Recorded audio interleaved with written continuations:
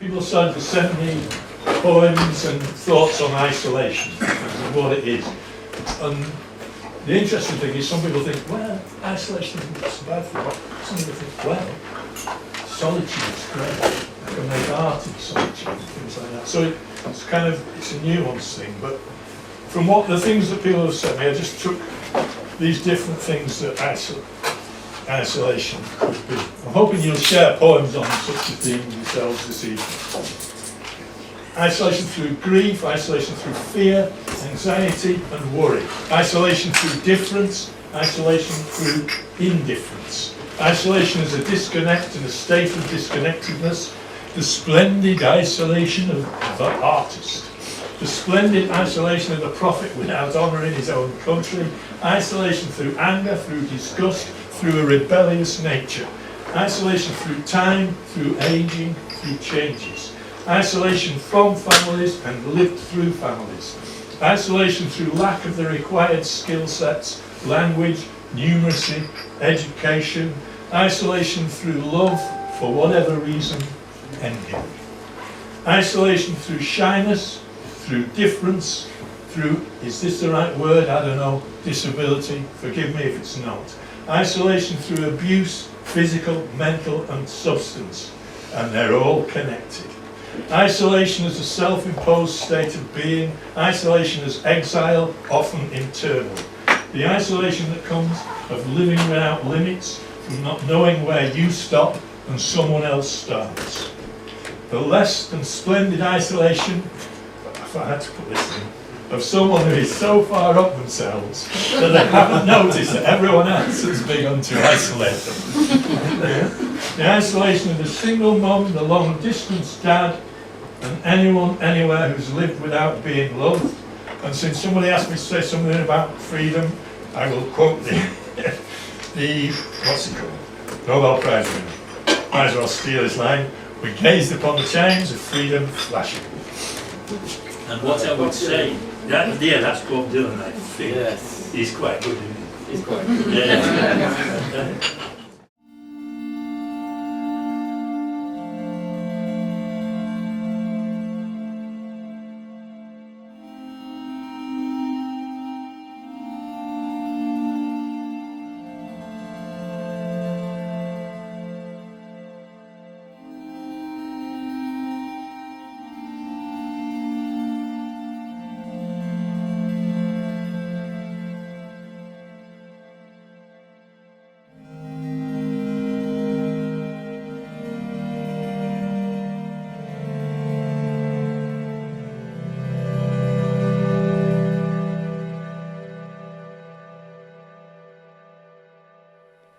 A few personal reflections on a variety of difficulties experienced in the functioning of artistic activities in a wider context of privation in the coronavirus pandemic by John Charlesworth. For many, the changed atmosphere, tighter conditions, and opportunities for reaching an audience and for connecting with fellow practitioners have given rise to loud complaint and special pleading. Some, by all accounts, are giving up. But perhaps more are becoming more resourceful, digging deeper. There have been inventive solutions and compromises, usually deploying digital technologies in specific and complex ways. I watched the abbreviated, audience-free version of the proms and enjoyed it immensely. Having said that, this level of performance is really of a different order in terms of funding, support, and professional competence, to stand as a template for more grassroots productions, except as a demonstration of upping your game when unusual pressure is applied. It is conceivable that the anxiety of insecurity incentivizes, as well as the opposite. At a more popular level, sport itself, embodying, of course, much art and drama, but applied crucially to a competitive essence, has been necessarily cast in an altered light. Playing to the gallery has been more or less stripped out, and events have taken on the aspect of a determined exercise, determined, that is, to exclude the sense of its unreality, by adherence, no doubt, to hard business practices, as well as a variety of big and small conjuring tricks.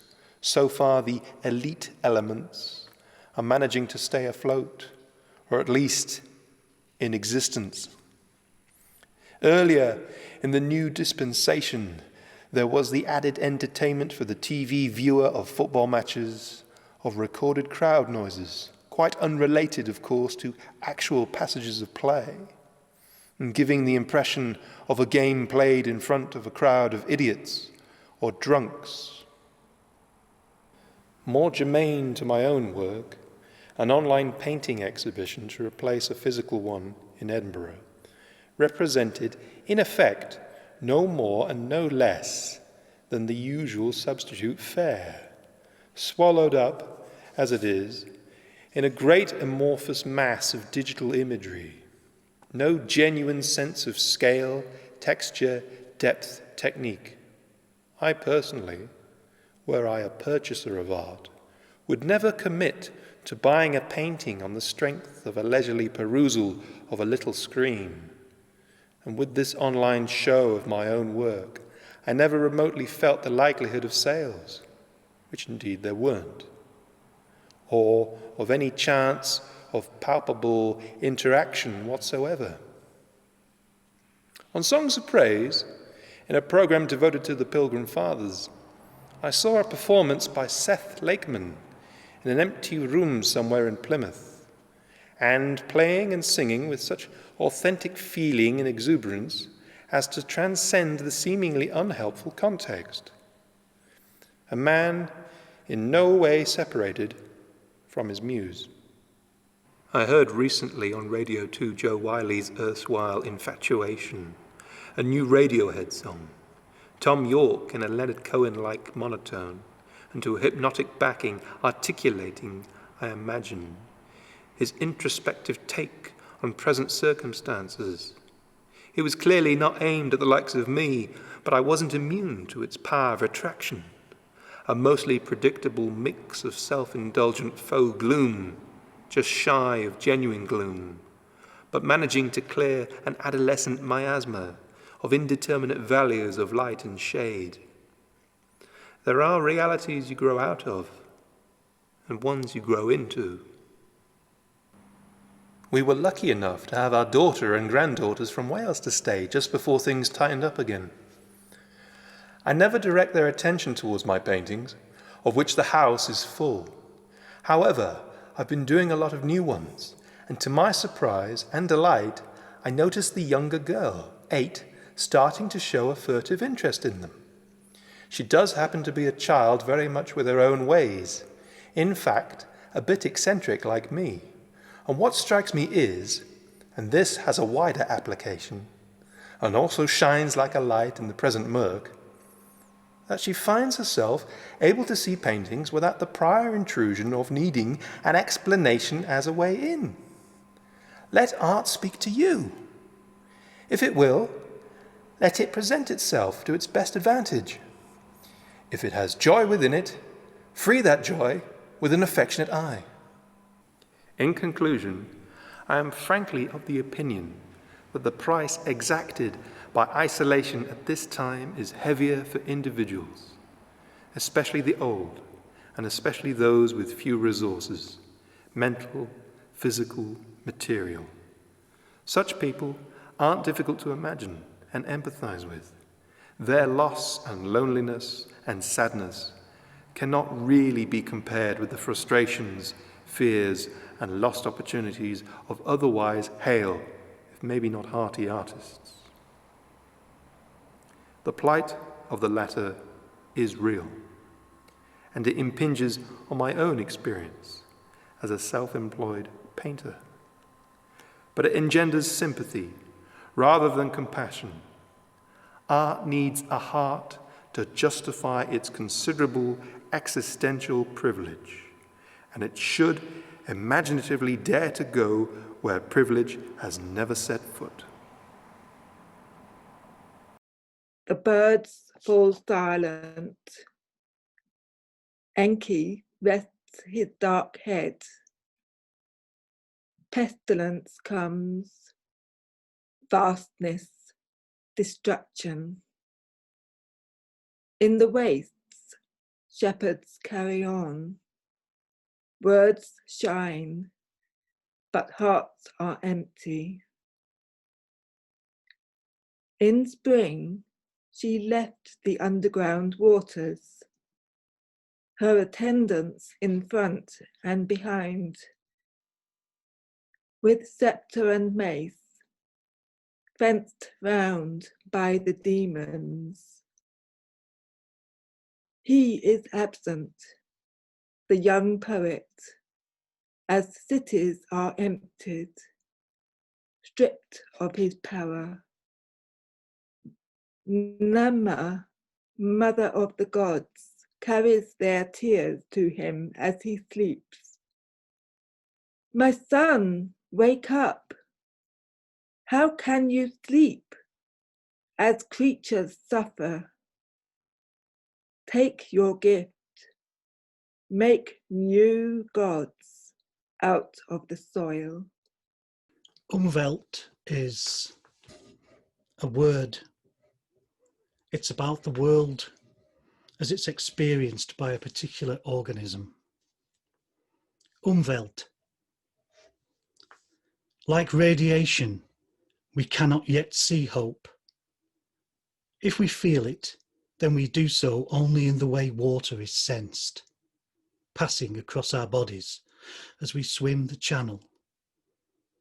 I have imagined a machine that looks into dark rooms. It translates that part of the world, otherwise invisible, even to well-practiced eyes. Until its production lines open, we will watch for movement in the bushes around our perimeter. Let us now be like the passing of the seasons, the leaving and returning of swallows, the lost star reappearing in the constellation of a new union. Connecting. On my screen, there are squares. In each square, there's a face. Each face has a mouth. From the mouths come words. The words fly into hearts. Our hearts absorb the impact of grief, pain, love. The love that connects people, people who share thoughts, thoughts that break the bounds of the squares on my screen. My name is Stephen Hymers, and this is Carlisle Cemetery, not far from where I live on Richardson Street. And this one is entitled, When Time Stopped. The streets are empty, the roads are silent, no birdsong can be heard, no planes to be seen in the sky, no children out playing, no breeze can be felt, no dogs barking, no signs of human life. It's almost like time has stopped, like the hands of a clock which has struck. It's like time has stopped flowing, it's like time has gone out of sync. The shops are still, the doors are kept shut, the windows kept closed, families kept alone. Will time ever flow again? Will any noise be heard again? Will life return to normal again? Will things ever be the same again? Only time will tell, as the saying goes. Only time will heal all wounds, hopefully. Time and tides will flow again, when the stars burn bright in the sky, when time stopped. Oh, have I got the Richardson Street blues. This is one that I read at Poets Out Loud a while ago about escaping bad mental health and escaping depression, and it's called Trapped Inside the Tower. Once upon a while ago, I was trapped in my mind, no room to grow. My mind, it chose to build a wall. I built it wide and built it tall. It became a tower, dark inside, a haven safe for me to hide. The windows were kept barred and locked, to keep out those who laughed and mocked. I thought I'd be missed, I must have been wrong. Nobody seemed to notice I'd gone. And when they came near, I thought they would gloat, so I pushed them away and they drowned in the moat. It didn't take long for them to stop trying, and nobody saw I was quietly dying. So I filled the walls with stacks of books and cosy little reading nooks, and I lived through other people's tales, though I never left my mental jail. But one day I found it hard to breathe, began to daydream of how to leave, but the walls began to close on me whenever I dreamt of being free. So I tried to escape, but the walls were too tough, all of my strength, and it wasn't enough. I didn't know why, but I thought I was strong. Maybe I'd just been stuck for too long. I tried to dig down, but the ground was too thick. My arms were bleeding from beating the bricks. I'd all but chosen just to give in. My resolve and strength had worn far too thin. But as I lay there, broken and sore, I realised I'd never locked the door.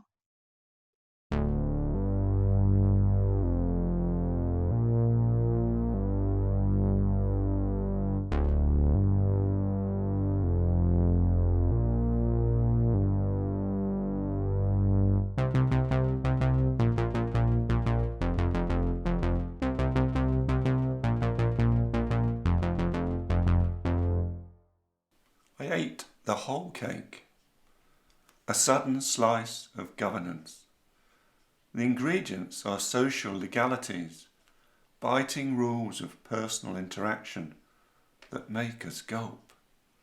No mixing of households, no licking spatulas with friends. Everyday recipes too salty by far to swallow. My lodger hesitates, as if deciding whether to open the front door with sticky fingers, then passes over the food of comfort for emotional needs and reluctantly leaves. My home now has the air, the texture of an over-baked cake. The end of a lifetime sharing feels like heartburn. I'm not injured or ill, but I think my mind is bleeding. I quietly seek to fill the void and decamp to the brick-walled garden, hoping sun and fresher air will heal the wound. From the house, I take some familiar items with me. A pair of ducks have seen better days. 2 cats sit reading. Various survivors of the Ark, all equally deserving. I think they'll ease the dialogue with the flowers, birds and bees. I record images to retain some humour, a form of artistic exercise, and collect delphinium seeds. As the hours, days and weeks turn into months, I sense the bleeding cease. I start each summer's day with a dab of cold water, careful not to disturb the delicate scar.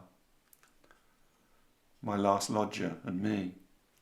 We have a common food compulsion, a nose for the discounts, and we share on social media our small achievements, maintaining our differing tastes, trying new food combinations, and that, for us, has the consistency of closure. This first one's about people who are isolated because they suffer from agoraphobia, and it's called One Step at a Time. Breathe. This is the world. Take your place in it, one step at a time. Time to end this retreat, this self-isolation you impose on yourself. Disguise the fear that you feel, the panic inside. Put a smile on your face. Talk to the girl in the shop. Just say hello, then thank you, goodbye. Relax, hold your head high. No one will know how hard you find this. Success. The first steps are taken to rejoin society, to overcome this isolation. Reality isn't how it used to be. Lockdown isn't how it's meant to be. Life isn't free, it has responsibility. Not just to yourself, but also to me. Social distancing isn't just imaginary. Youngsters now ignoring coronavirus risks incessantly.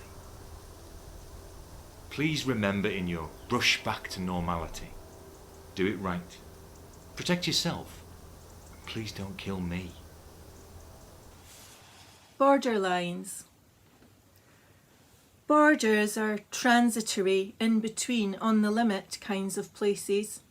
Dispute, death, walls, fences, searches, concrete outposts, barbed wire, flags, uniforms, passports, inclusion, exclusion, discrimination. Arbitrary lines traverse oceans, landscapes, paper, politics, minds. Here in Cumbria, I inhabit both sides of the border, north and south, for and against, here and there, 220 and whatever the future holds. Now that the eternal moon-breathed tide would know, as it ebbs and flows, pulls and drags out of the muddy Solway. I once tried to walk across the sand flats out to the borderline, but it kept shifting and jumping from coast to coast. The cloud-filled mirror illusion collapsed. My feet started sinking, and in the end I didn't really know where I stood.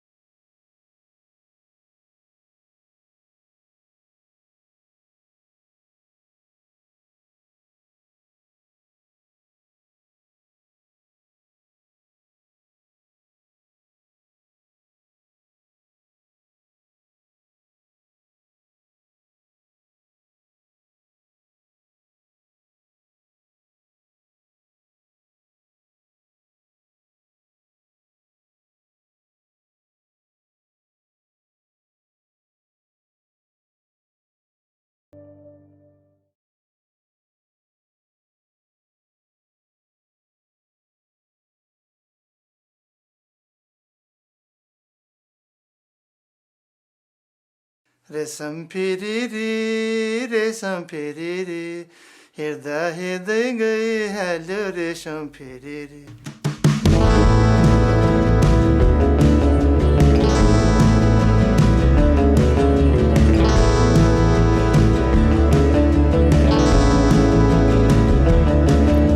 This river, this wind, this enchantment, this culture, this summer, this idyll, this madness, this emotion, this religion, this friendship, this belonging, this headspace, this comedy, this anomaly, this child, this family, this nirvana, this house, this amazement, this stranger, this adrenaline, this point, this dome, this curiosity, this kiss, this solution, this sex, this bliss.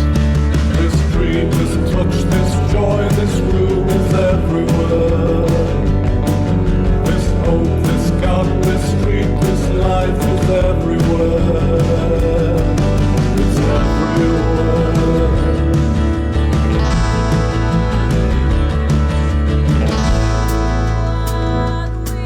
Someone dancing inside us learnt only a few steps. The do your work in 4/4 time. The what do you expect waltz. He hasn't noticed yet the woman standing away from the lamp. The one with black eyes, who knows the rumba. The strange steps in jumpy rhythms from the mountains in Bulgaria. If they dance together, something unexpected will happen. If they don't, the next world will be a lot like this one.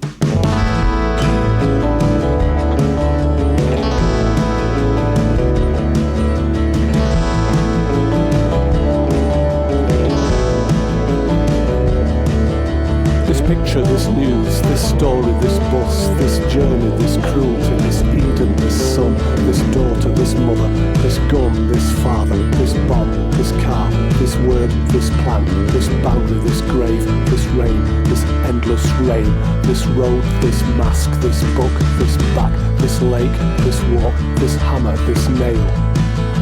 This Daily Mail, this shirt, this scent, this hate, this division, this trope, this meme, this hat, this food, this smell, this rock, this fire, this morning, this leap, this plane, this passion, this drug, this wall, this wire, this dance, this memory, this war, this dust, this night, this sky. This look, this front, this time, this world is everywhere.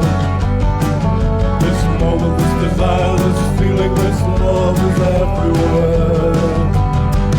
It's everywhere. 'Cause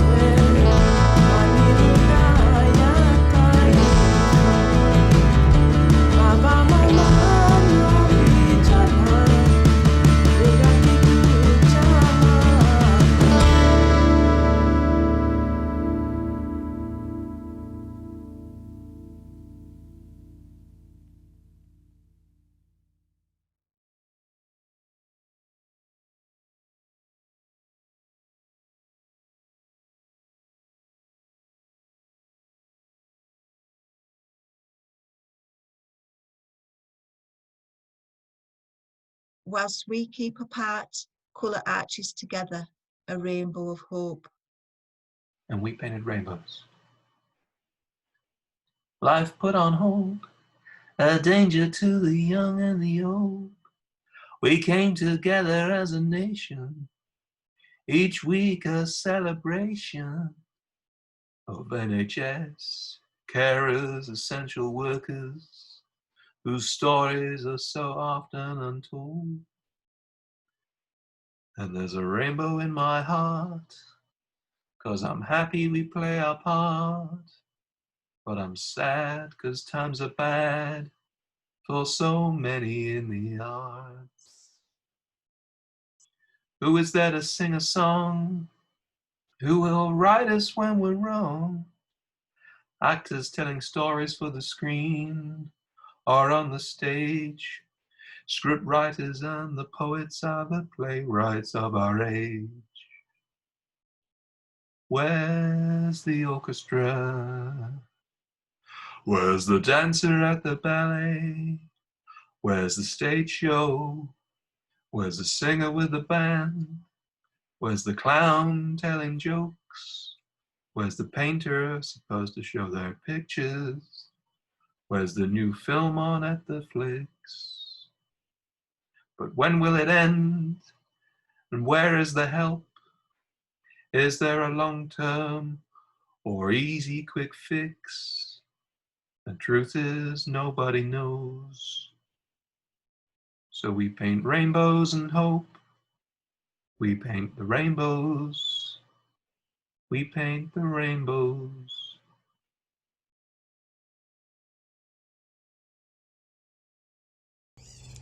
Conversation with my father. You once told me about a show you'd seen.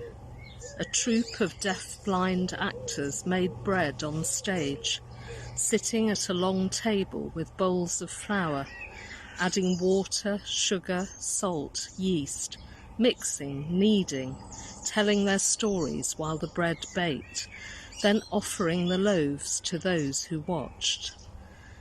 And as you spoke, tears filled your eyes and mine, until at last you could not speak. We thought of those actors in their dark, silent world, feeding the audience with something more than bread. And we wept for the silence between us, for the words never said. The show mentioned in this poem is called Not by Bread Alone. It was developed and directed by Adina Tal at the Nalagat Center, Tel Aviv, in 2002. Together apart. I'm all alone in my living room, about to chat to my kids on Zoom. My lovely boy, my gorgeous girl, it's lonely here in lockdown world. We can talk but cannot touch, I miss them both so very much. And if we meet we cannot hug, in case we catch the COVID bug. Then as we talk across the miles, my grandson's face pops up and smiles. At Christmas he was still quite small, now he seems so very tall. I used to visit, we used to play, now I'm not allowed to stay. I speak to him whene'er I can, so he won't forget his gran. 'Cause most of all it's him I miss. We say goodbye, he blows a kiss. Love you, Gran, see you soon. And with a wave they're gone from Zoom. Once again I'm on my own, in lockdown world and all alone. Sometimes life is such a nasty place. You live, you eat, you work till you beat, and the sweat running down your face. Your man-made structures don't all look the best. Shut your gob, do your job, you know you don't need the rest. Think of all the good things that are here and worth you living. You don't see any stars when you're buried out in heaven. Sometimes there are things in life where I've never got a clue. They're the things I like to share with you, yeah. 'Cause without you there's nothing to do, yeah.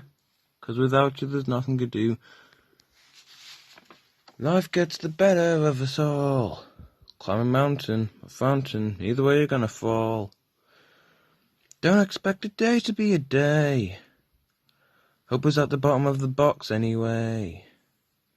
But you don't need to go jump off of a roof.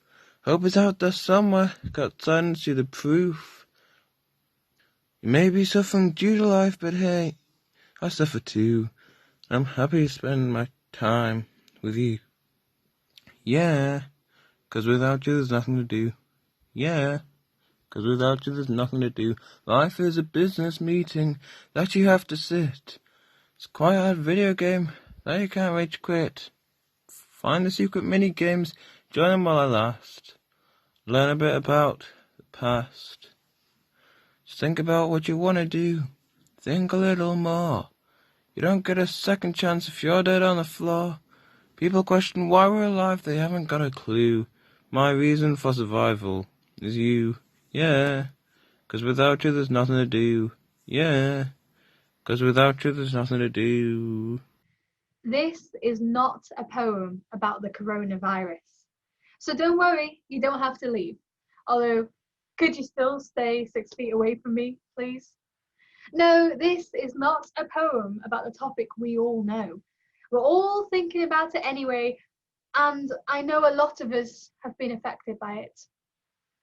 Creatively speaking, it's all we write about, and every piece of new writing at next year's Fringe Festival is going to be set in a lockdown, or about something contagious, or global pandemic, or a cute and quirky little look at the everyday people and families and lives who were tragically affected.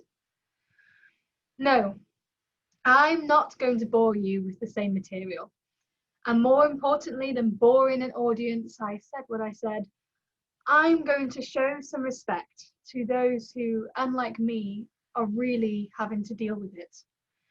Therefore, I declare that this is not a poem about the coronavirus, so don't panic. I will not delve into wordplay with the face masks we wear to protect ourselves physically as well as emotionally.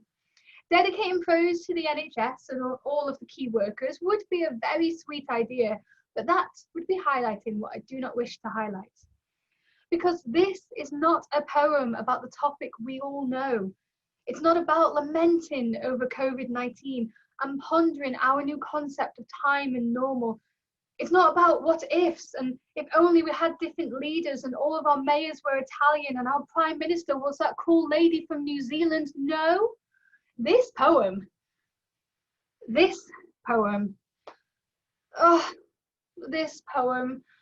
unfortunately, like me, is going nowhere right now. Because we're all stuck in isolated lockdown and everything's sad and I've got all the time in the world and I'm spending it trying not to think, not to worry about the thing I keep telling you I'm not going to talk about. So I guess the person who is creatively stifled is me, the one who is thinking about it anyway but somehow not yet bored. And the one who does wish that we had better leaders and that people would admit they wore masks more often than you can see them. I'm the one who is fearful of talking about it in an art form because I want to be respectful and not make art which is the wrong kind of painful. And I'm dreading all of the future work we're going to see that will be an insensitive exploit of what's currently going on. I just don't trust us enough to not get it wrong. So I'm not going to do anything of the sort for now. I'm still creating as well as still worrying. There are plenty of things to say, but I don't have to talk about COVID-19. Unless I'm confident in my delivery and confident in my message, which I'm clearly not right now. Because people are scared. They're hopeful, crying, dancing. This isn't picking sides. This is one person in the isolated space of an hour. And I understand that as an artist, I yield power. So this is not a poem about the coronavirus. But if it was, would what I say be respectful and loving enough? Poem as a role handover. I hope this finds you well. It's important to remember, no matter how counterintuitive it may feel, to always accept when you absolutely shouldn't. Really, the position is as much me as it was mine. You'll have to untangle the matter that's left, the strands that grew to fit around me. I just wrote the next poem this morning for this, so it doesn't have a title yet. Maybe you can think of one. I am not white. I am freckled and a pinkish brown sort of colour, sometimes tanned when the sun shines. I am not British, I am Scottish, and my genes tell a complicated story that maps from Syria and India across Europe. I do not live in the United Kingdom. It is not united. I do not live in Great Britain. There is nothing great about it. And if I wear a t-shirt, what would the label say? Me. Made in Scotland.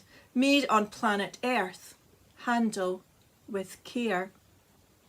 The next poem is about different viewpoints and perhaps the dangers of being in an echo chamber. Sage. His name was Sage, and he'd lost count of herb jokes.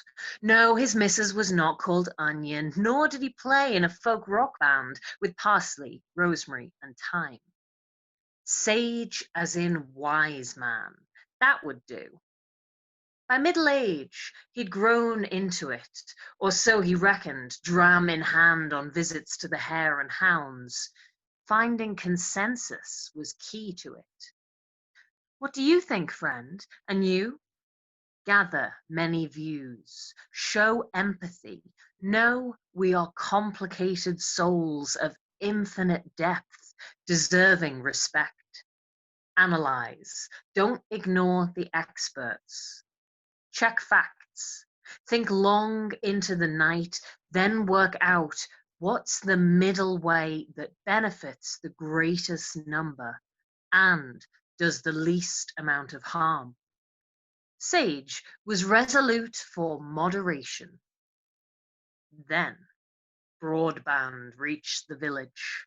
Sage's quiet cottage got hooked up, and he had the internet at last to garner opinions more easily and work for that happy medium. But soon it got toxic. After a rash post, Sage found he was a fudger, an overeducated prick, a yes man for the liberal elite, a wavering dick, and much besides. Progress, he was informed, meant one side destroying the other. Pyromaniacs said people of his sort would soon be burned to cinders. Year zero was around the corner. Smirks and winks down at the pub. A whisper that a couple of regulars were among those goading him online.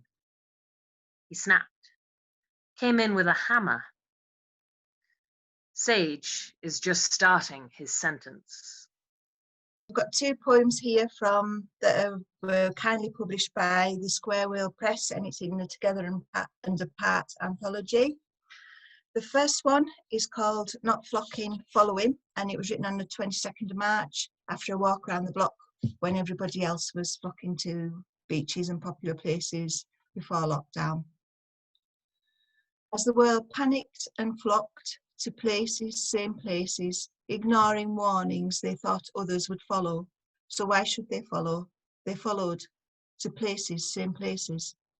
As the world disregarded and flocked, I walked to a place, a usual place, round the block, where life was found blooming, in bloom from a crack in a crumbling wall. Where the world followed, not flocked, earth was found clearing in waters with clearing blue sky. As the sun pulled my cheek, I felt hope for a world that mankind will now follow. Pierre Joseph Proudhon had a famous quote that went, "Whoever lays his hand on me to govern me is an usurper and tyrant, and I declare him my enemy." This is called Catalan Cowls. From Catalan Cowls to Manchester cobbles, always here, this tender arm, this rock of shoulder, this open heart, this absolute light. These people, they endured the gravest storms, bit their lips and cracked a joke. No more. Across the way, a field lies waiting to be reclaimed. A seed in soil watered with 4 hags' portents. You think the oak will submit to breath so foul, spat out from lungs corroded with deceits and vanities? No more.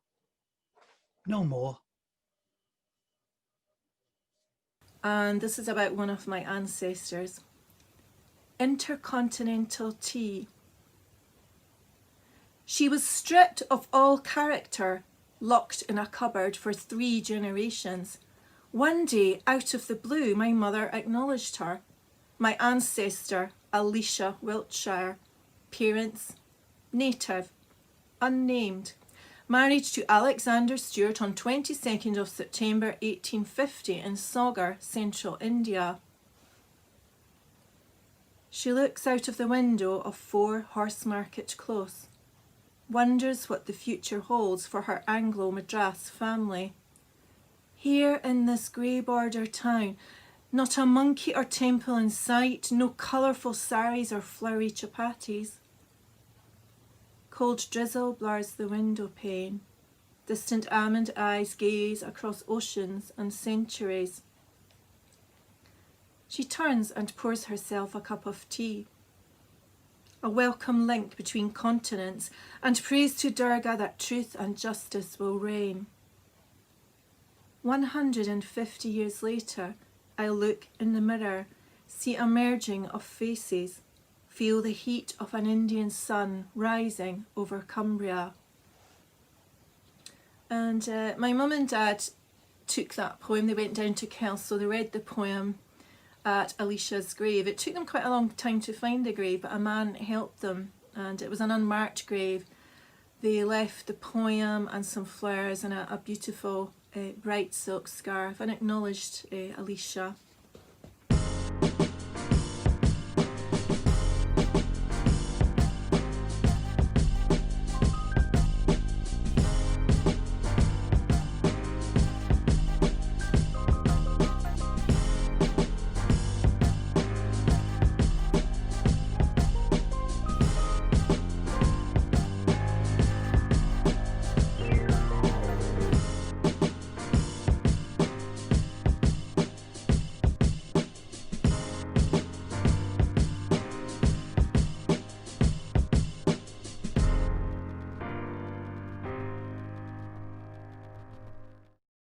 How far will hope stretch before holes form in its white face? A cartoon ghost staring blankly back. A miniature person, maybe me, maybe you, runs over the top. a race against hope's waning structural integrity. No match for its sagging, their tiny heft only aiding gravity's deconstruction, and the inevitable happens. The ghost mouth forms and expands. Too fast, the person slides in. Or do they dive in, relishing the opportunity to join the dead? I saw a photograph from a war zone in Europe. It was a mound of women's shoes among the ruins of the city. This is called Baby's Best Heels. We gathered your shoes here, by the rubble, polished them bright, ready for a time when you would return and dance with us again. It's called In the Whirlwind. In the whirlwind of repeated actions and conscious thoughts, the man of the modern age needs new light to breathe, to thrive and coexist. But of course, some light isn't pure, isn't natural, a mirror in disguise. The earthy ground is scattered with damper memories, and the air smells a clouded thicket of poisonous perfumes. With the aid of a powerful friend, the man weaves away from his cave of a stone past. Though carved, rusted and bloody, the scent of new things comes to a ripple that leads to a hand. Words of silence transpire. The old diminishes and speckles bisect into something more dynamic. Human contact. Second Wave by Kevin O'Connor. On a darkened stage, pleading for normality, a second wave crashing on the shore, promises that wash through sand, untroubled beach, as if it were no more. Curtains closed, hushed voices just a memory, lighting, exit only. Silence, anticipation, rehearsal of oblivion. Is this the way? Is this the way? Pandemic. Pandemonium. Between the Lines by Barbara Rennell. High tide. The woman is taking photographs of the child flying a kite on the beach. The glare from the sun obscures the image. Maybe chance will catch the moment. Blue skies, the kite tugging at the thread that binds it to the child, laughter filling the silence. I'm flying, the child shouts. Oyster catcher, lapwing, curlew. Turning tide. The woman scrambles through brambles, gorse, climbs over worn masonry blocks to the pier end. Where's the merry-go-round, the candy floss, the goldfish in a plastic bag, the slot machines, the tea room? The child asks. The woman ratches through rubble, broken bricks, picks up a rivet, bolt, phalange. She stands beside 6 cast iron stanchions, remnants of the viaduct that once linked north to south. In the shallow waters at the far side of the estuary, fishermen are half-netting. The child waves, but they don't see her. Low tide. The woman crosses the salt marsh and walks towards the Irish Sea. The estuary, an expansive, strange landscape of tidal sands, mudflats, silence.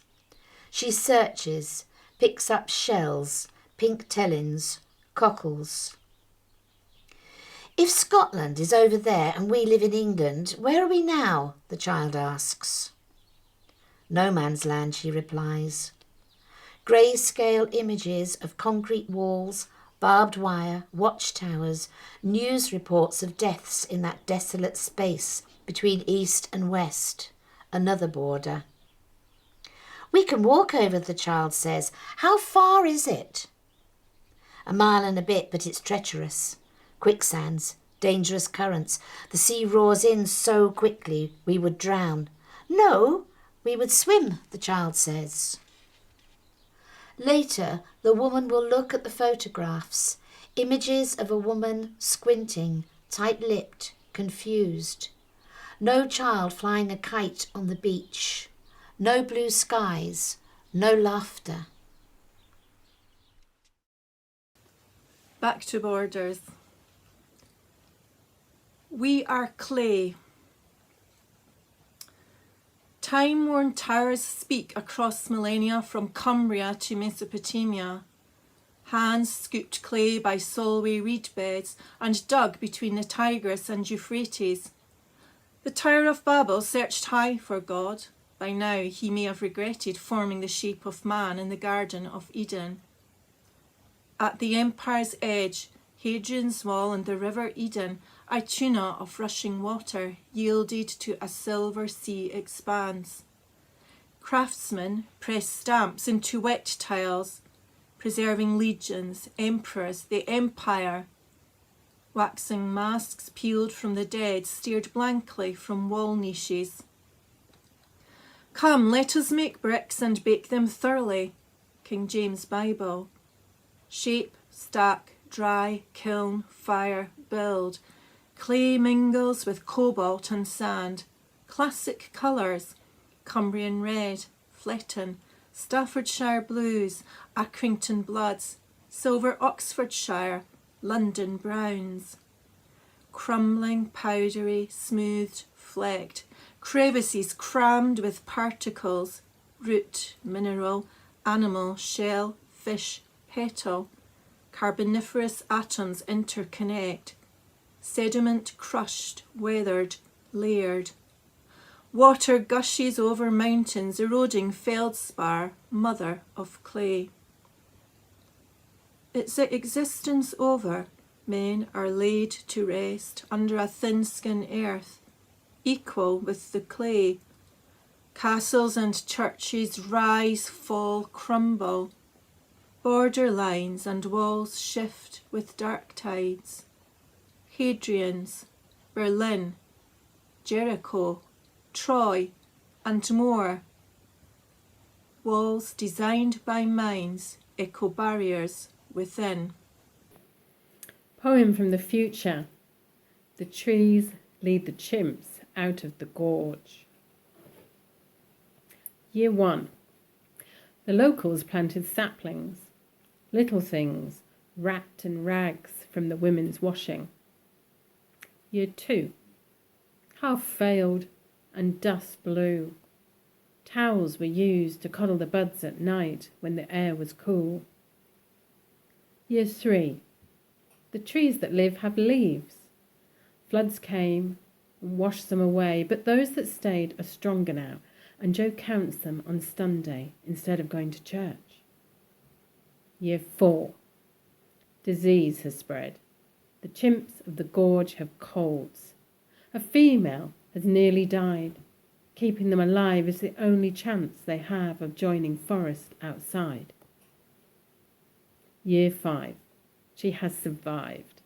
Not the biggest or toughest, but her genes must be strong and there is hope of a new family.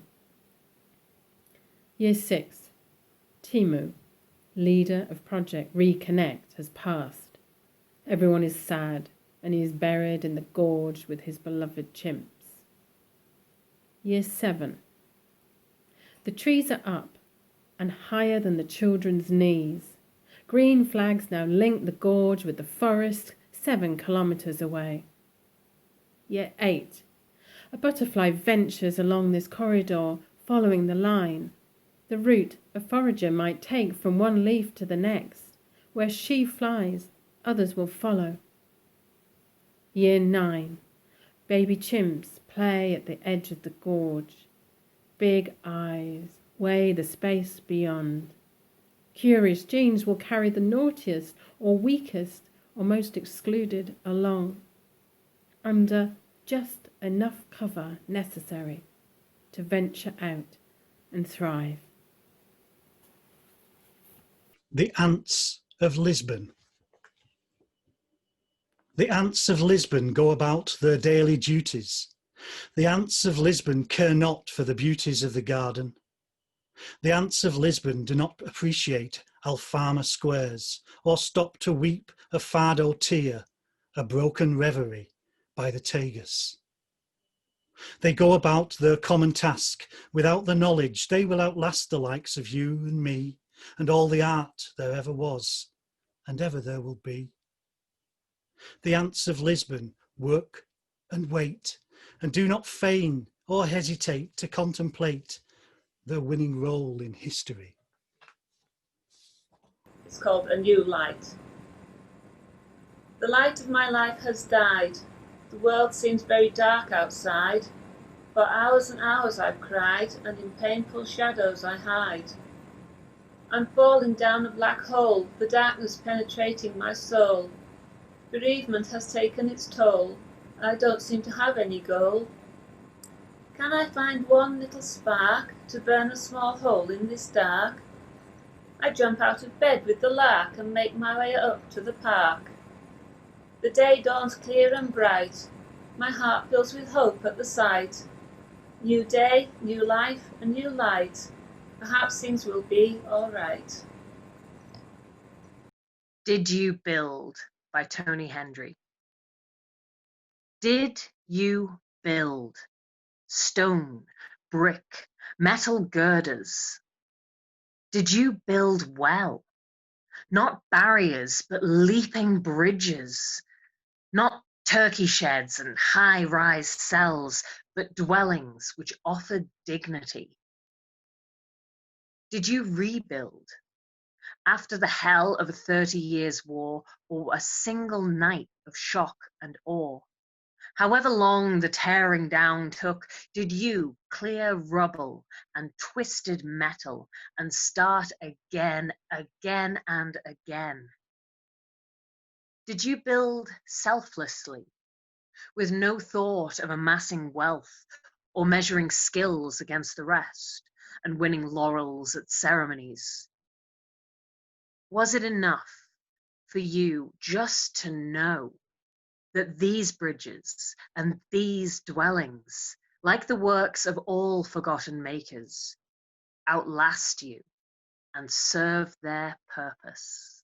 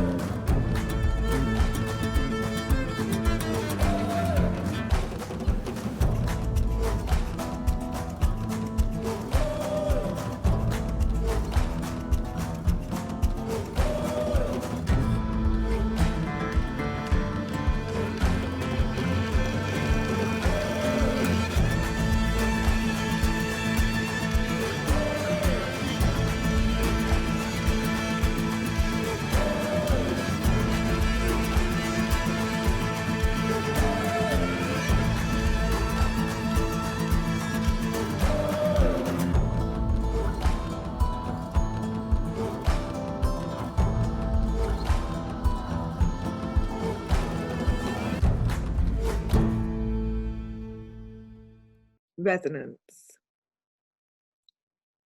The physics of bells is that of the virion. Earth speaks through their voice, beyond the human. If a stone could speak, said Galway, but it does speak. Born of stars, returning to stars. We are the wind blown in the trees, the air of the waiting valley. We trust, live in the resonance. Living is more than knowing. A vine stands, a metal vine. Clusters dangle above, ready for picking.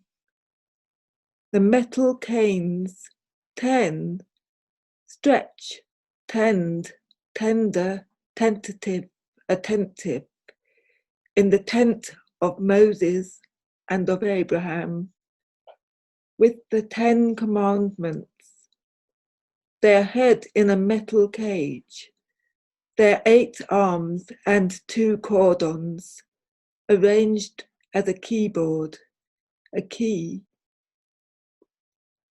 What is inside? What is outside the window? The room is where she had a little control. So little, only 10 notes, not even sure of the tuning. The room, womb, stanza, where a note gestates, a room from which the note will venture, a journey with no plan, no idea. Living is more than knowing. Up and down the 49 steps, hard red hat on a chair blocking the top flight. She catches a glimpse of movement. A chair, a cupboard, an unlit fire, the key in the door, the wedge, the light switch, dark stairwell, 2 flights, 2 doors, to a store, then a room with a long low table, 2 narrow windows ahead, with cobwebbed diamond panes, a latched door, a light switch, in the dark, the quiet, the cool, the dust, funeral cards on a plinth. Living is more than knowing. Vulnerable, limited, in the place of the Trinity. A bird raises its feeble wings, hesitates before taking the food. The angel marking time since the Ice Age, the one that reaches above and below out of 10.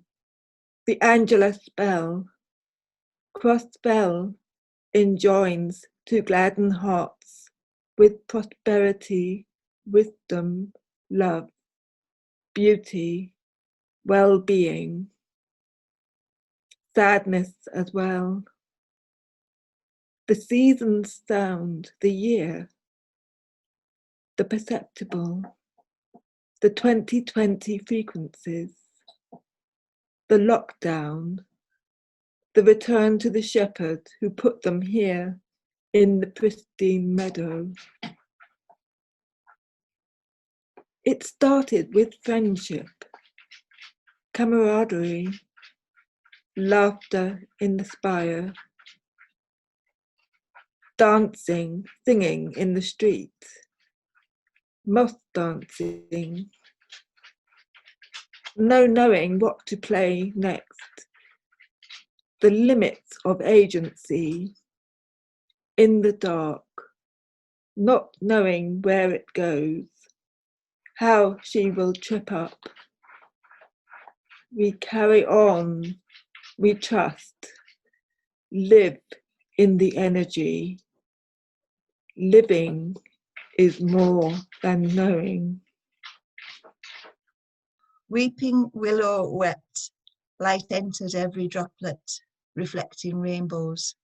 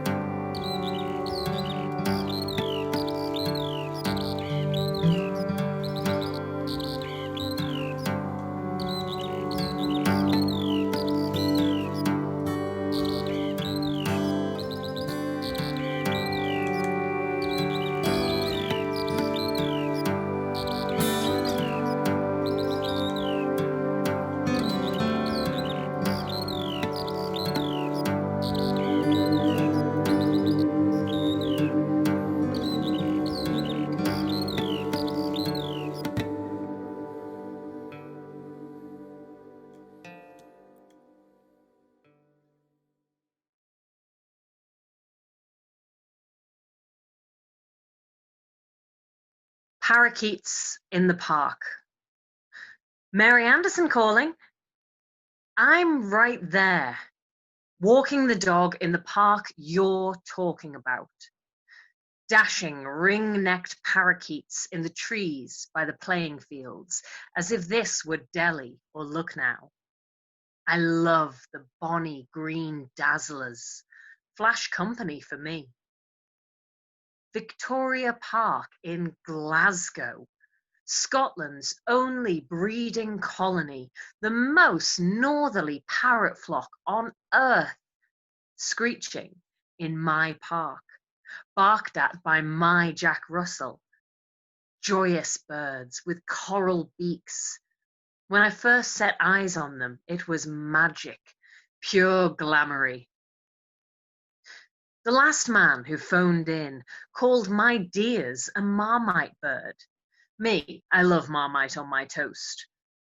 Another loon wanted them shot, called them an invasive species. No, they're versatile survivors which find a place in nature. Xenophobes are always with us. The tragedy of the Peacock Prince. Fabulous, exotic creature, turning the heads of all who see you with your shock of electric blue, studded with emerald eyes. You raise your tail feathers high and shimmer. You know you are magnificent, a prince among the garden birds, a stranger in this landscape. You watch the cock pheasant call and see his hens come running. How you hate the pheasants. You chase them from the food. You are keeping it for your mate. Each spring, you are filled with hope. Standing tall, you call loudly, eyes scanning the horizon, gazing longingly across the field. Day after day, he calls. He is a man in his prime, handsome in his finery, but your display will never be seen. You are the only one of your kind. There are no peahens here. Your princess will not come. You are destined to be lonely. Most unhappy peacock. I see you hanging around the back door, skulking now your finery has gone. Brown and white ripples your wings that hide the seeds of new growth that will come to fruition next summer, when again you will strut your stuff in vain, alone, isolated and splendid. You are a tragic figure, a prince who will not fulfill his destiny. But imagine if you abandoned your roost, left this citadel and went on a quest to find that beautiful princess and rescue her from the tower, because somewhere there is an aviary with an unhappy peahen afraid to go out into the world, is waiting for her prince to come. How unbearably sad are the broken dreams of lonely people who never meet. Let's hew some shapes out of this soft text rock, maybe place it in a mortar, work it till it's a fine powder, sow it over some furrows, scatter over onions as they caramelise or insufflate and see what it does to our minds. The first cut is the worst cut, infinitely bigger than any cut before. It makes your heart feel too big for its cage, and a stable grip, a memory, or a myth, or a memory of a myth. I've never cut an umbilical cord, so I won't compare the two, but I couldn't help the association in my mind, and admitting that seems the right thing to do, or worthwhile procrastination from what is actually the right thing to do. That being whatever doesn't hurt someone else. Throwing the biggest rock you can heft into an empty lake, kicking discarded cardboard like you've wanted to kick people before, telling yourself you want to die, but only in your own head, all which you can harness when you bring your implement into contact with the raw word matter block, each a different screwdriver head with its own impression, irreversibility as common ground. All you can do is start. I have a poem. This will end with a poem, but it's kind of a story about a poem. And the thing I like about SpeakEasy is, obviously because we can all understand each other, we all use the same words, but I'm interested in the way that everybody uses them in different ways. So it kind of has inspired me to kind of look at different ways of experimenting with words. And this is, I'm going to try and do a screen share. This ends with a poem about a place called Walton Moss, which is near Walton outside Carlisle, and there's a big moss. It's about 2 square miles. It's a raised mire, and it's 10,500 years old. And I'll try and get you an image of it. So this is, I'm sure I could make this bigger, but I don't quite know how to. So this is Walton Moss, and it's kind of near where I live. And I went there on an art project to kind of do a walk around a grid square with a GPS and see if I could effectively make a giant mark by kind of walking around GPS. And I've never been there before. It's the most astonishing place.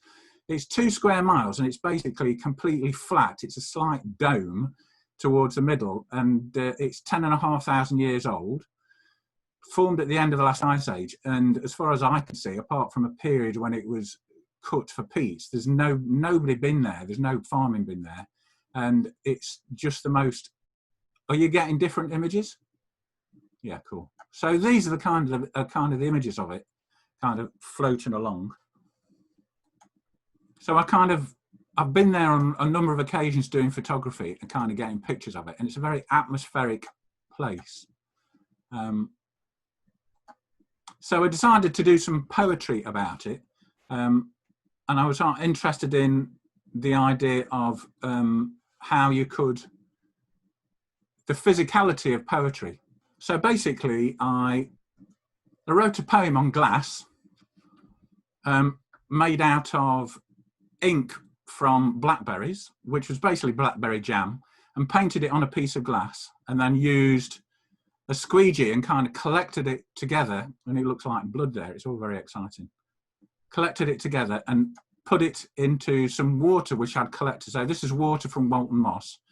Put it into the water. So the poem is now in the water. I'll walk through the process. And then, where else are we? And then I need to find another image.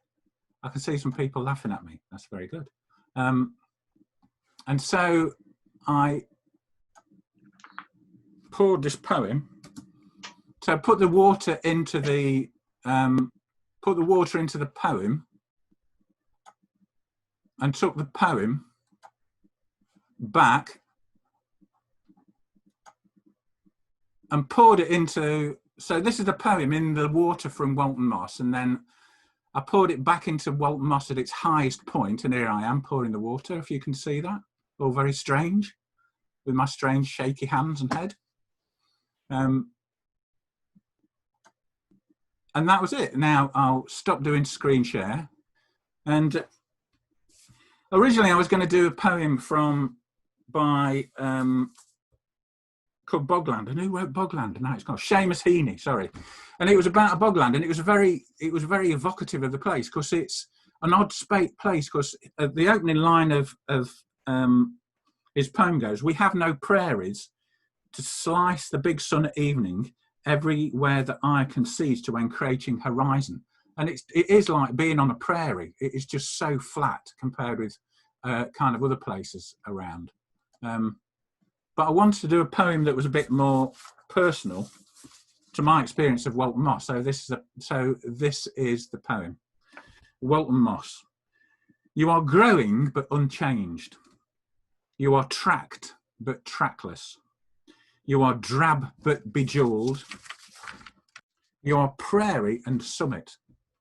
You are old but still young. You are open but closed. You are empty but full. You are lake and hill. You are dry but wet. You have outlived us all. You will outlive us all. My shadow will pass and I'll be gone. You will remain. And that's it. That's my kind of poem put into the.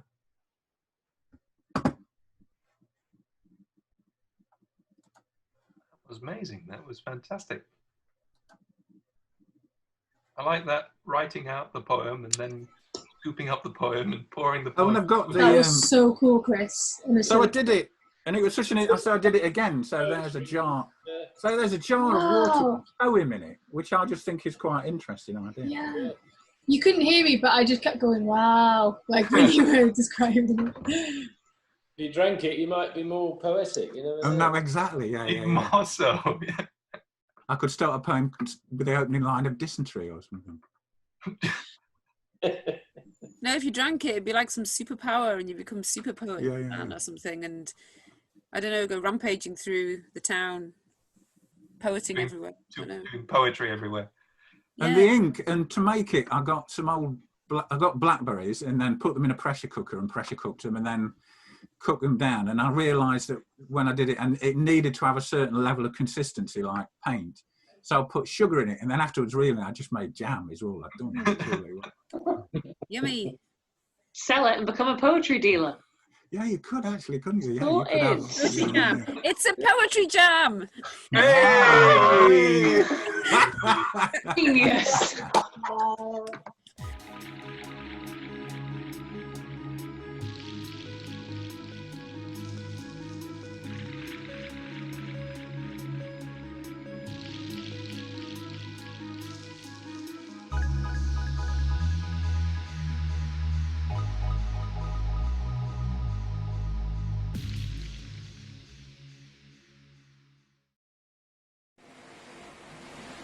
Spiral down. A biorhythmic pause is like a drum beat, heartbeat, carrying news of time is stilled. And craving hearts, not craven, take up that beat, surround and symphonize in sympathy. Echoing quiet is encroached. The yearning need for space's chasm is constantly denied. I am the centre of the target, concentric circles closing in. The shadow of another's body falls across the path of me and presses close behind. I strain to hear the newly silenced birds, and different blooms shake their heavily scented heads. The circle turns, memories fade. So I look up from the centre of the circle. I look up, blink, in the strengthening rays, and spy out.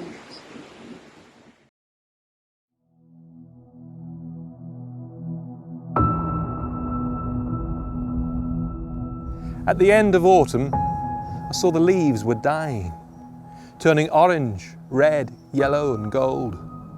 Watched them falling to the floor. I knew that come the springtime, through the miracle of life, with sunlight and warmth returning, they'd be back again once more. Slender saplings, green shoots, old lumbering giants, deep-rooted, anchoring, spreading branches wide, forever reaching to the sky. From little acorns, oak trees grow, and you've got to reap just what you sow. Time is hidden, buried in their rings. They are majestic, wise and noble. The trees are magic things.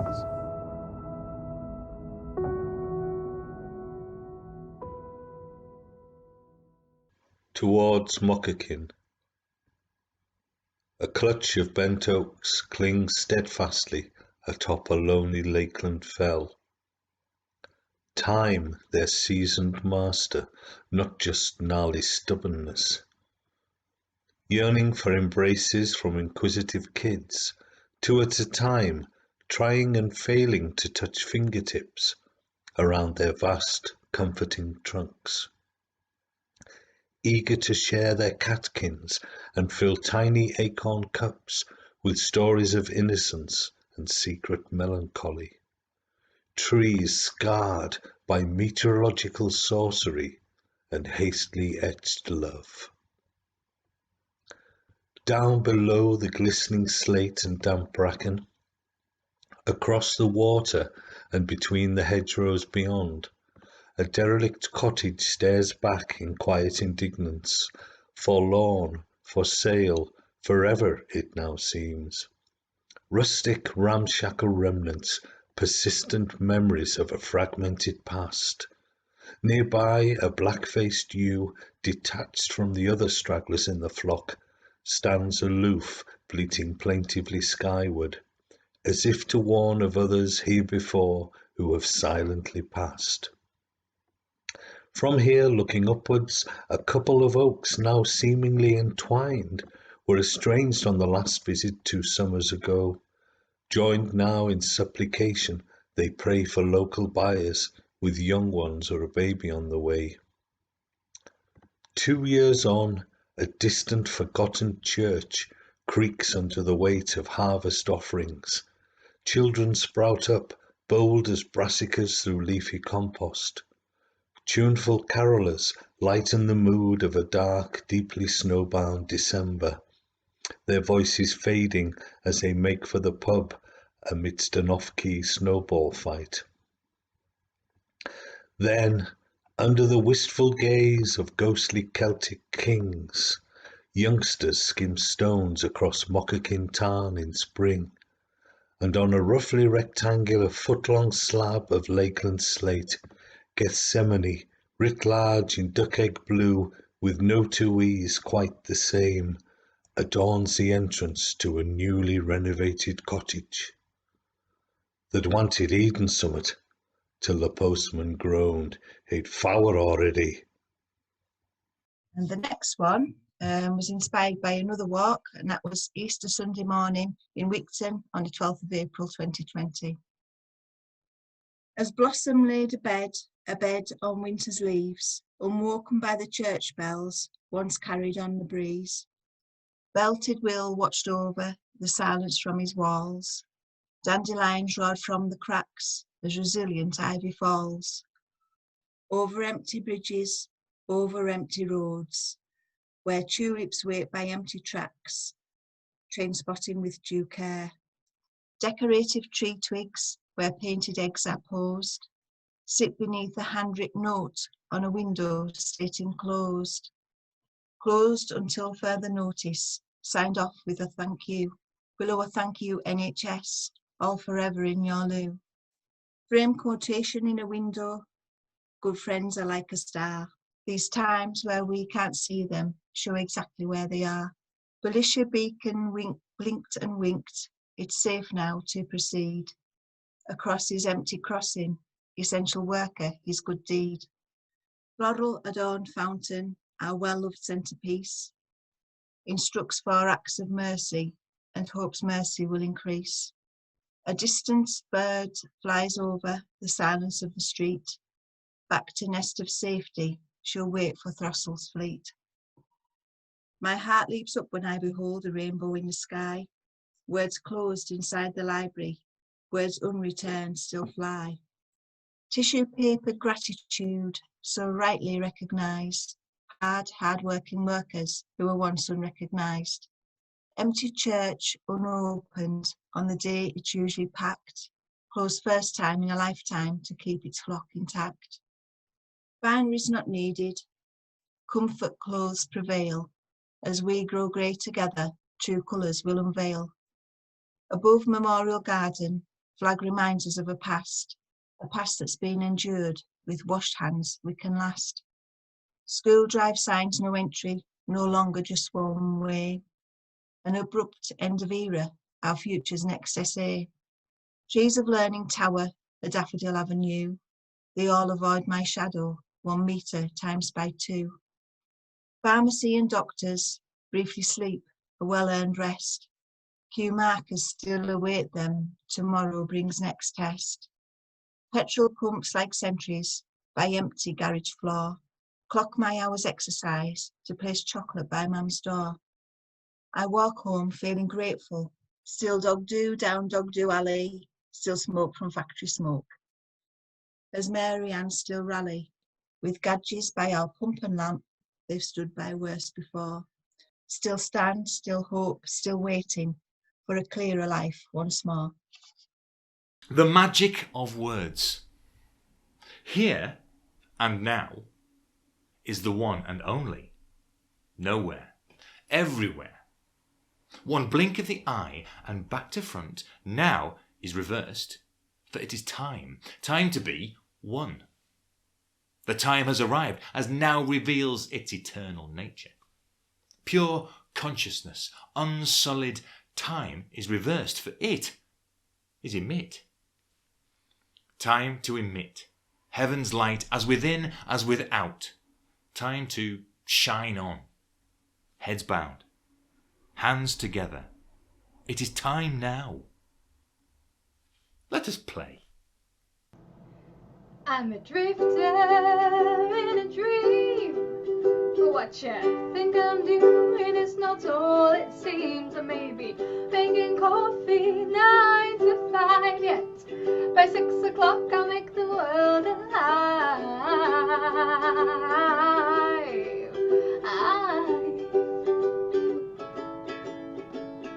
Part of me thinks who needs career plans.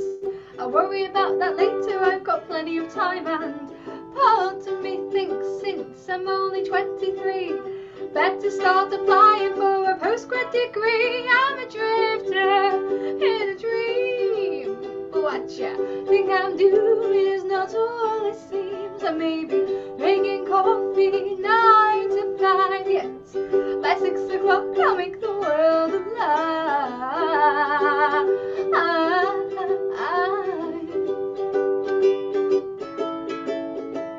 I may not have the world's most wonderful job, but I've got my health and my parents' garage.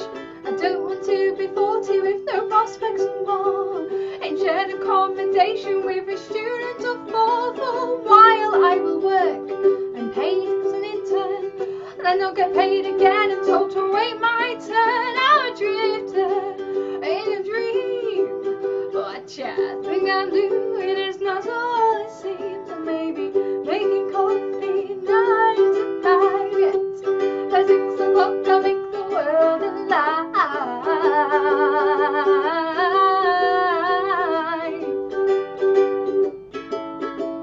I'm a drifter in a dream.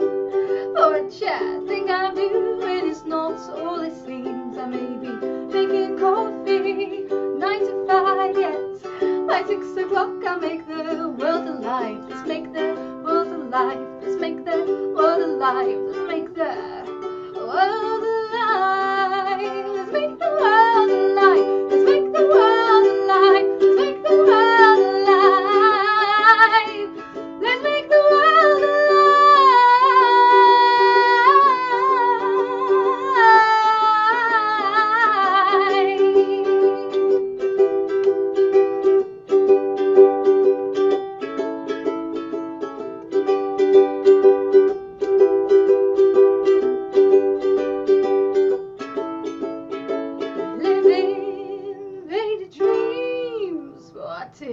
Happening is not all it seems. We're living faded dreams. What is happening is not all it seems. We're living faded dreams. What is happening is not all it seems.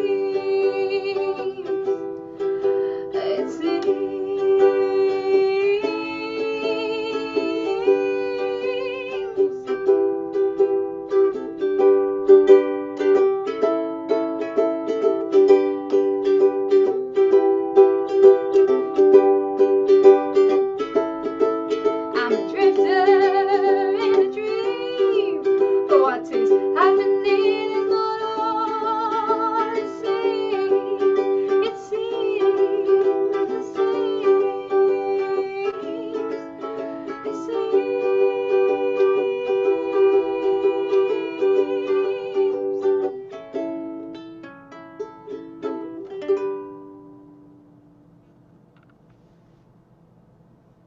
The centre of the world where we will meet.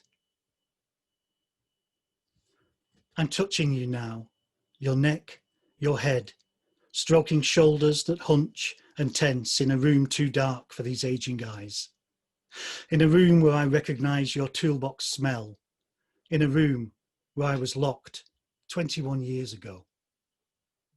Your young body set on a course of realising itself, learning strength, application, practising the swing of the hammer, shaving a flake from the lintel, crafting a finger of dowling into a siege between locations. And not even that. I'm holding you now in this darkened room with its black stars, where we pretend there isn't glass between us, where the air is not oil, nor our touch slithering from a cheek without sensing the cheek, remembering the cheek, recovering a muscle memory like two old dancers recalling ancient steps or articulating a fury with a loaded gesture. And not even that. The time before the mist, we sat side by side on the sofa, listening to the cat's tongue, licking milk in the next room, with its belly extended like a loaf of bread. It had forgotten how to stop feeding, and we no longer cared, now that our veins had dried up with exhaustion in the never-ending drought.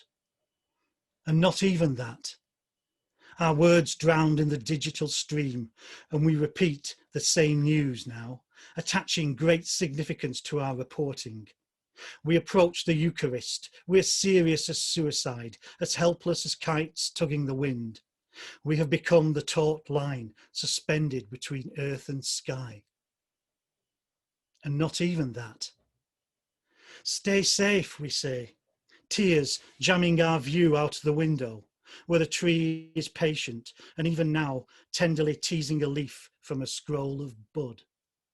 Stay safe, we say, choking on 8 letters, 2 words, a sort of prayer, a dread, a portent, maybe a lucky break. And not even that. Instead this, the distance between things made flesh and crammed with a sour dreaming that bothers our nights and inflames our days like a bruise changing colour. Stay safe, we say. Indeed, stay safe and come back to the centre of love when the dirty air is still. Hey, you've had a nice day today. Rest your sleepy head. Maybe we'll save the world tomorrow. First, sleep in bed. You need to gain more energy. It's how Superman flies. We'll do adventures if we've slept, so rest your tiny eyes. If you can't sleep, call for me. Promise I'll be there. For you I'll try my hardest yet to complete any dare. You need to gain more energy. It's how Superman flies. We'll do adventures if we've slept, so rest your tiny eyes. If I can't help you sleep at first, I will try again. I will sing this song verse by verse till my message is finally sent. You need to gain more energy. It's how Superman flies. We'll do adventures if we've slept, so rest your tiny eyes. Go to sleep, your work is done. There's one thing left to do. Rest and I'll be satisfied. There's no work left for you. You need to gain more energy. It's how Superman flies. We'll do adventures if we've slept, so rest your tiny eyes. One more about a borderline up on the moor above Ullswater. Lichened rocks, weathered, bogged bleached, catch light. Long finger bone protrusions beckon from black peat. Black caps, stone chats, skylarks, wagtails, ring ouzels, flit, chatter, weave, soar, scold, watch, bob, squabble. Stray feathers catch in sedges, telltale pellets, silver furred, hold remnants of bone, tiny skulls, grass cupped. White spatters cairns, standing stones, boundary markers, soul weathering ghosts claimed by birds. The luxury to only worry bursts in the mouth, not toxic, but it tastes drained abscess, lingering like garlic on the breath, aggressive inconvenience in the face of an indifferent date. Go home deflated, but not forever. When the water is high again, you're okay. Plenty of time to get out the way, a little float left in you. If things get closer, back out again. Average day as far as the eye can see. Elsewhere, you couldn't pin it on a map. Something happens. The details buried too deep in a Guardian article. Without realising, you search for incentive. Come back empty-handed.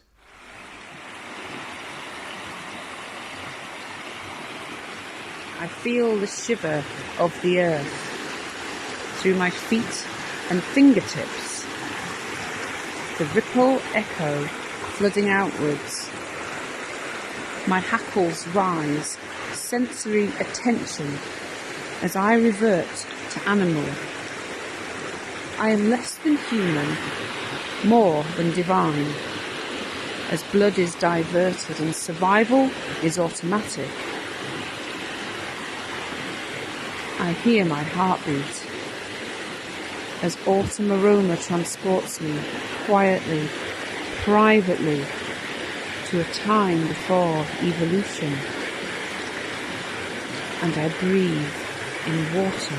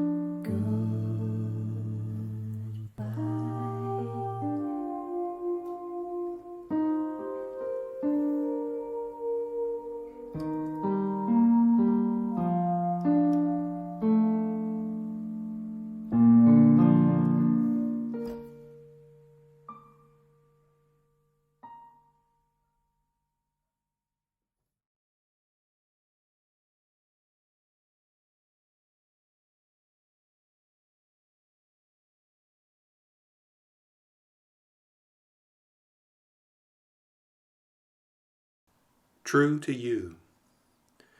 Pick up a pen and write some words. Grab your pencil and do a sketch. You're only ever limited by imagination. All you got to do is fetch some inspiration. Take a brush and paint a picture. Strum those strings and beat that drum. Thoughts and ideas will fill your head. There never seems to be enough time to get them done to your satisfaction.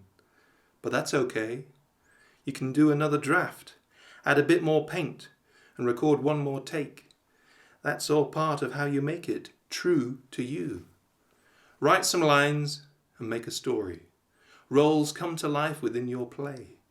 Sometimes you write them, and sometimes they write you. Characters come to life and go their own way, even if you protest. blank walls and blank pages are just canvases without any paint. Ideas arrive from somewhere, I don't know, tumbling and in order they most often ain't. More likely spilling from your head, and on the page they go.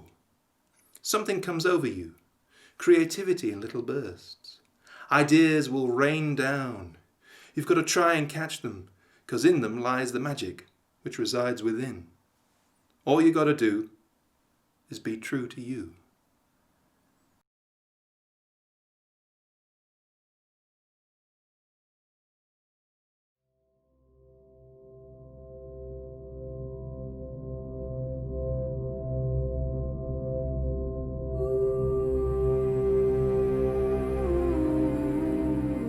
I think a lot of people see poetry as love poems or sad poems, something about a breakup, something that's more directly evocative than it actually can be, because I think you can find gems within poetry. Even if the poem isn't about what you think it's about, you'll derive something different from it, and it can be a word, it can be a line, it can be a full stop in the right place that just hits you. Poetry is incredibly powerful, and it doesn't have to be world-changing power. It can be, some authors write about the minutiae of life, the tiny little things that either you enjoy for their own sake or that have a bigger metaphorical feeling. But whether it's small or big, poetry has immense power to it. Of all those who came for you, I guess I was the only one to go cross-country. There were blackberries, hips and haws, come to premature, bruised ripeness in the wet wake of a summer drought. And something I'd never noticed, the florets of a sturdy wayside flower mimicking sun rays. What was it? And how much did the name matter? Common fleabane? Just write it down. Wet grass and cowpats in the meadow, then the culdew, full of frothing water after downpours. On the footbridge, I looked hard for a dipper's white bib or a kingfisher's cobalt flash. Not today. The steep lane to Cummersdale in Mizzle, past the scrap metal clutter where travellers lived. In the neat village, with red fern pub and flowers in tyres on the green, the clouds parted. I sought rainbows, still hungry for signs. But the clouds rejoined, and rain came, and me and my lopsided blue umbrella battled on to Dalston Road. Turned right, past the Pirelli factory, got to the grounds of the crematorium, and found a bench. I wiped my shoes, put on my black tie as clumsily as a kid, and moved towards the host of people there to honour you. And you said again, just write it down. That poem was written by a friend of mine, Tony Hendry, and it is one of the most connective for me in the collection because it was actually written after the passing of a dear friend of ours, Nick Pemberton, and that poem was to do with Tony walking to the crematorium on the day of the funeral, and as he says, he was probably the only one walking cross-country. There's been a couple of times that I've come to the final stanza of a poem and you feel your eyes welling up. It can feel like a physical impact. Poetry has immense power.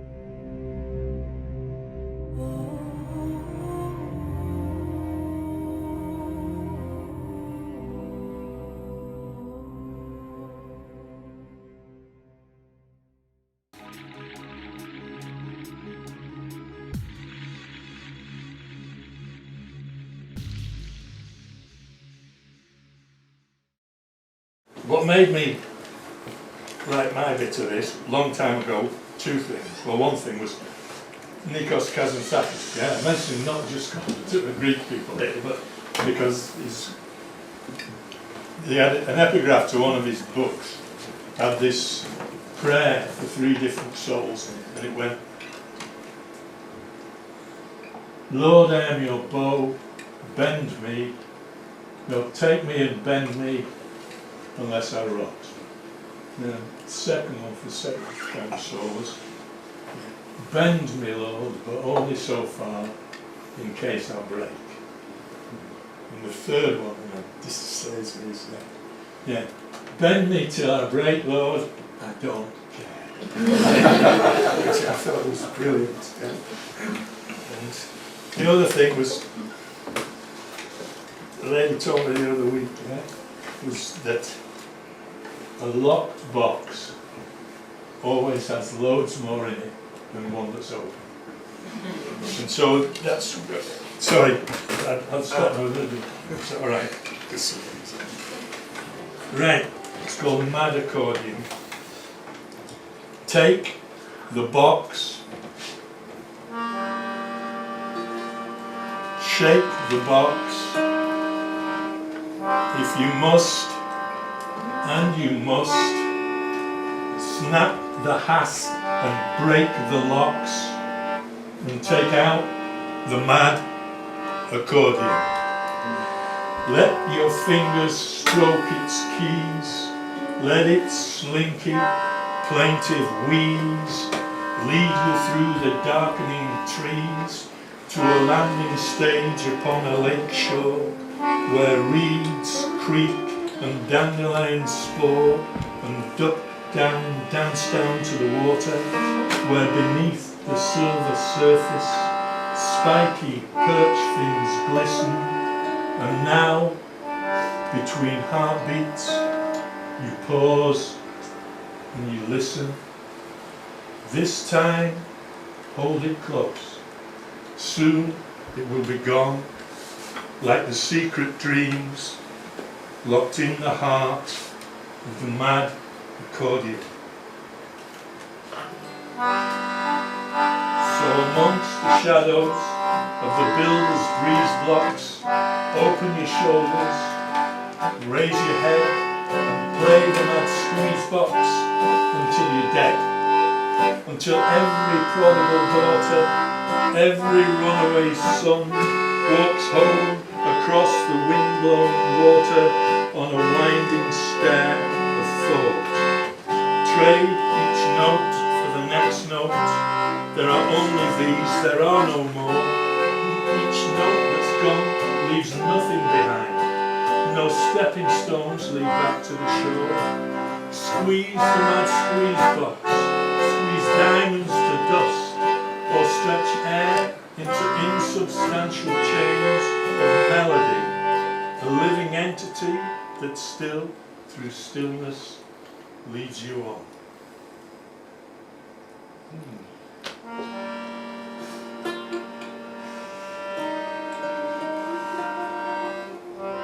Find yourself a key. Play it as if you were free. Play it till time bends. Play it until you lose some friends. Play it until the song ends. Play it all alone. Play it weary to the bone. Play it till your fingers are sore. Play it. Now take a deep breath and play it some more.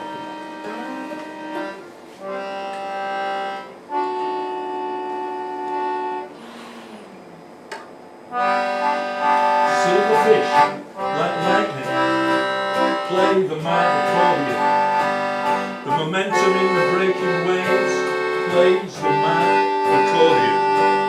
The patients in their hospital beds walk through the trapdoors in their heads to play the mad accordion. Bugs Bunny with his loony tunes on a million TVs on a billion afternoons still plays the mad accordion. Stretch the cage around the sun with the words of the mad accordion. Play me till I break. All the world is broke and I belong. Play me till each word is spoken and each spoken word becomes a song.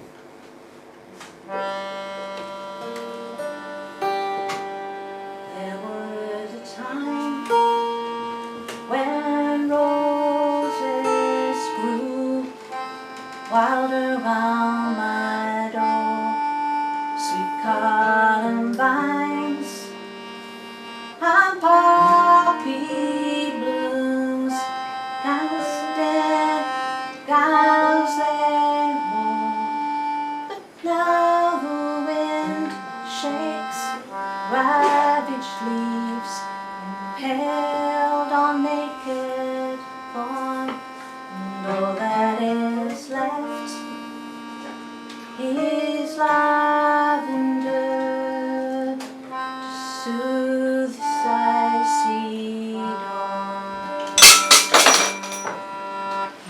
There was a river, cool and green, as long as summer days, where love was swelled with promises, washed by forgetful waves.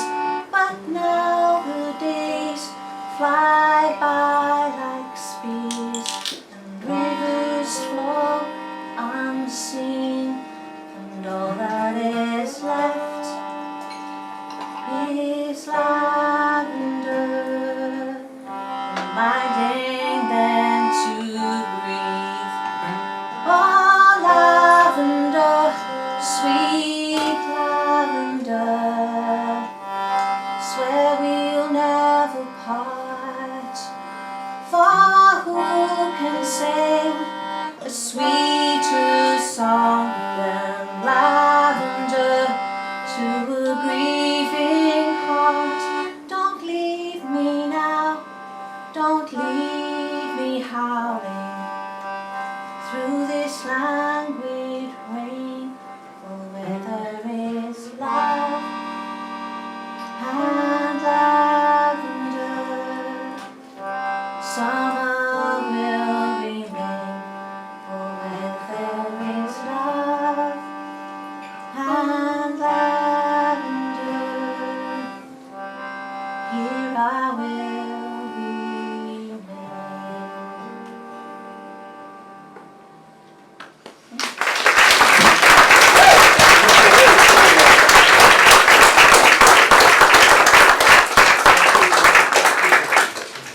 Great, eh? Yeah. Thank you for everybody who's put something into the first half. I think it's time to have a rest and a drink and a good tip. Yeah.